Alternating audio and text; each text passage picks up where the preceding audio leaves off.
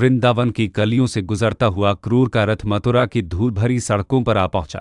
वृंदावन का वह शांत प्रेमपूर्ण वातावरण पीछे छूट चुका था और अब सामने था कंस के आतंक से ग्रस्त उदास मथुरा नगर। जैसे ही रथ ने नगर के विशाल द्वार में प्रवेश किया, कृष्ण और बलराम ने अपने आसपास के माहौल को महसूस किया। वृंदावन की हरी भरी हरियाली यहाँ की सूखी वीरान गलियों में बदल चुकी थी। लोगों के चेहरों पर खुशी की जगह डर और उदासी की गहरी छाया थी। मथुरा की पहली झलक ही कंस के अत्याचारों की कहानी कह रही थी। कृष्ण ने चारों ओर देखा। उन्हें बच्चे सड़कों पर खुलकर खेलते हुए नहीं दिखे, महिलाएं हंसते हुए नहीं मिली और पुरुषों के चेहरे पर भी एक अजीब सा तनाव था।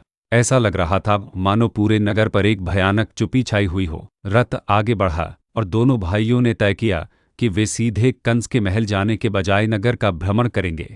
रथ कुछ दूर रुका। कृष्ण और बलराम पैदल चलने लगे और उनके पीछे पीछे अक्रूर भी थे। तभी उनकी नज़र एक राजसी धोबी पर पड़ी जो कंस के कपड़ों को लेकर जा रहा था। धोबी अपनी सत्ता के अहंकार में चूर था। कृष्ण ने मुस्कुराते हुए उससे कहा, हे मित्र, तुम कंस के लिए इतने सुंदर वस्त्र कहाँ से लाते हो? क्या तुम हमें भी इनमें से कुछ वस्त्र दोगे? हम ये पहनकर कंस से मिलने जाएंगे। धोबी को यह सुनकर बहुत गुस्सा आया। उसने कृष्ण और बलराम को दो मामूली ग्वाले समझा और उनका उपहास करने लगा। कंस के वस्त्र तुम ग्वालों के लिए नहीं हैं, यह सब राजसी कपड़े हैं, दूर हटो यहाँ से। धोबी ने अहंकार में आकर कृष्ण और बलराम को धक्का दिया। यह देख कृष्ण शांत रहे, लेकिन उनके चेहरे पर एक हल्की सी मुस्कान थी। उन्होंने एक ही क्षण में उस अहंकारी धोबी को सबक सिखाया। उन्होंने अपनी दिव्य शक्ति का उपयोग करके उसके सारे कपड़े अपने पास खींच ली गए और उनमें से सबसे सुंदर वस्त्र पहन ली गए। यह मथुरा में उनकी पहली विजय थी, जिसने वहां के लोगों के मन में आशा की एक छोटी सी चिंगारी जगा दी। आगे बढ़ते हुए उनकी मुलाकात एक कुब्जा नामक महिला से हुई। कुब्जा कंस के महल के लिए सबसे सुगंधित लिप सैंडलवुड पेस्ट बनाती थी।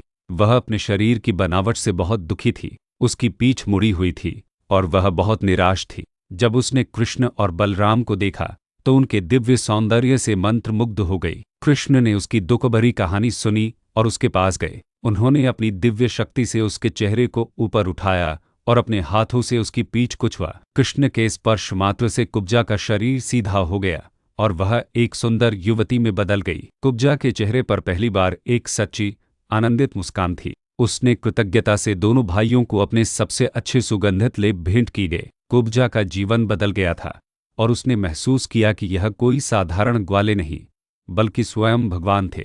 जैसे जैसे वे नगर में आगे बढ़े, उनकी प्रसिद्धि फैलती गई। लोगों को यह देखकर आश्चर्य हुआ कि ये दो युवा ग्वाले कितने शक्तिशाली और दयालु थे। उन्होंने धोबी के अहंकार को तोड़ा और कुब्जा को नया जीवन दिया। लोग छतों और बालकनियों से उन्हें देखने के लिए उमड़ पड़े।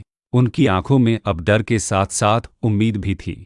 लेकिन कंस को जब यह सब पता चला तो वह बहुत चिंतित हुआ। उसे अपने ज्योतिषियों की भविष्यवाणियां याद आने लगी कि देवकी की 8वीं संतान ही उसका अंत करेगी।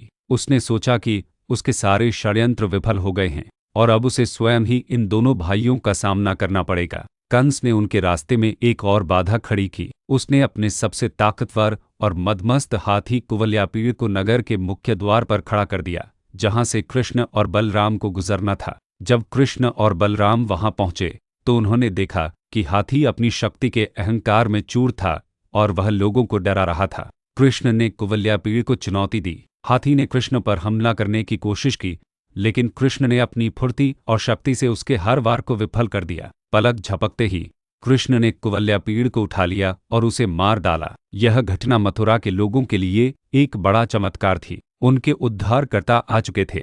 मथुरा में कृष्ण का प्रवेश सिर्फ एक राजा के पुत्र का आगमन नहीं था, बल्कि वह धर्म की विजय और अधर्म के नाश का प्रतीक था। उनके आगमन ने मथुरा की उदास गलियों में एक नई सुबह का संदेश दिया। अब वे कंस के दरबार में जाकर उसे चुनौती देने के लिए तैयार थे।